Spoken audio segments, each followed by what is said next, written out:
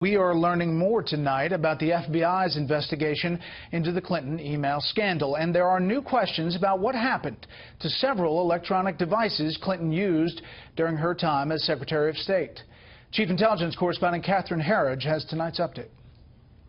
From the 39 times Hillary Clinton told FBI agents she could not recall specifics about her emails, to the claim that several hundred State Department employees knew about her private account, one of the FBI's most striking findings is that Clinton's 13 mobile devices, including BlackBerries and iPads, are unaccounted for. Missing devices creates a hole in the investigation, and here it would seem like it's a significant hole in the investigation, because not only do you have missing devices, but you have the content of those devices too. According to the FBI timeline released Friday, Clinton's lawyers said in February, quote, they were unable to locate any of these devices.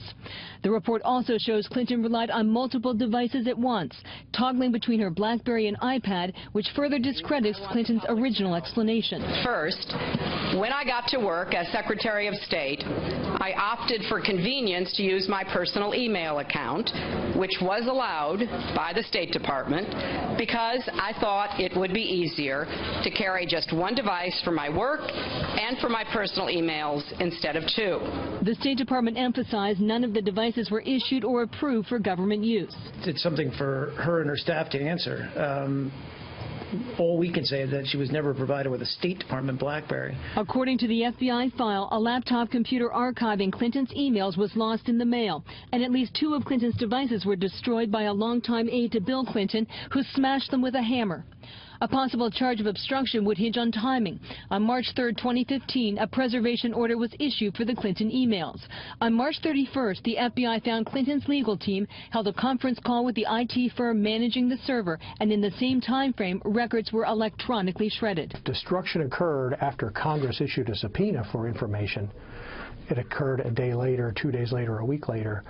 Why did it occur then? Then it becomes more curious and perhaps more relevant. Separately, the Republican chairman of the House Government Oversight Committee, Jason Chaffetz, has asked the U.S. attorney here in Washington to investigate whether Clinton and her team obstructed justice when they deleted the emails. Clinton told reporters today that she is not concerned, Brett.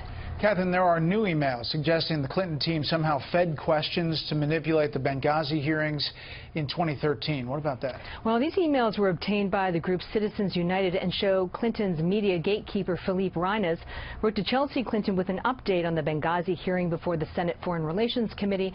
The acting chairman at that time was New Jersey Democrat Robert Menendez.